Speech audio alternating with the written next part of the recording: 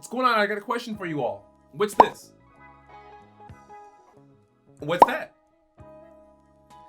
Have you ever wondered why this animal gets confused for that animal? I'm gonna tell you guys why. Let's check it out.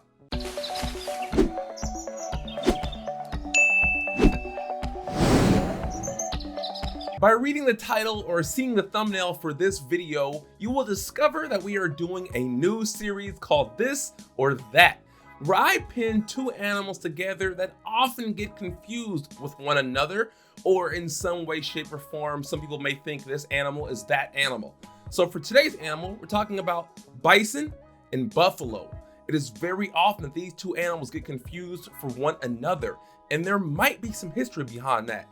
Let's get it. First off, I'll start by saying that buffalo are native to Africa and Asia, Cape buffalo and water buffalo, whereas bison are native to Europe and North America, where the North American bison and the European bison. Bison and buffalo are both in the Bovidae family, which is the family of ruminant hoofed animals. So big, large animals like cattle, sheep, and even goats are in this family. But just because they're in the same family does not mean they are closely related, which they aren't. Now, why the name mix-up? Well, some historians believe that European explorers are to blame. Because these two animals look very similar, they probably got confused and thought, hey, that bison is a buffalo.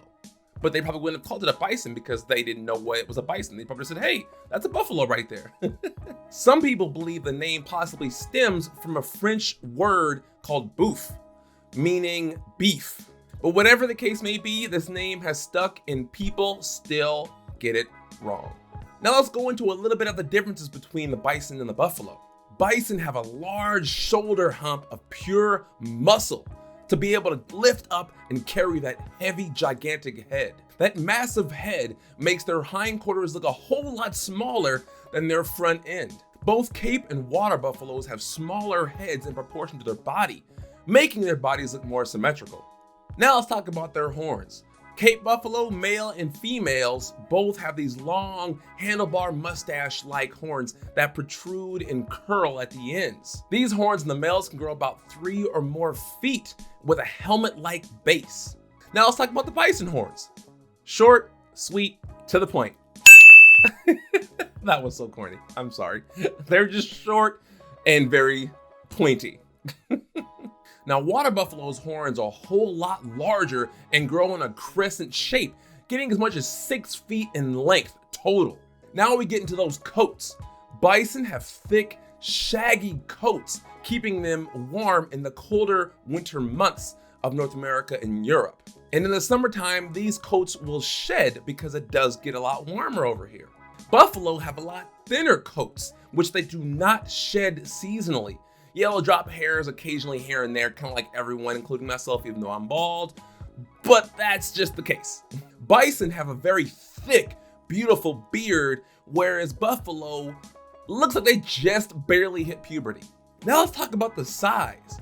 Bison can get about 12 feet in length, weigh as much as 2,200 pounds. The Cape buffalo only gets to be about 11 feet in length and weigh as much as 2,000 pounds. Now we're getting into the biggest of them all, the water buffalo. Even though they are shortest in length, only at 9.5 feet, they weigh the most, weighing in almost 3,000 pounds. So I hope this video gave you a nice side-to-side look of bison and buffalo, so in the future you will no longer be confused. If you ever find yourself being confused, ask me, or just think about those head. The head, I think, is the biggest pointer for me. That big, massive head of the bison versus that itty-bitty face of the buffalo. If you have a this or that you would like me to cover, leave it down below in the comments section and I will get to it as soon as I can. Till next time, it's your boy Jungle Jordan.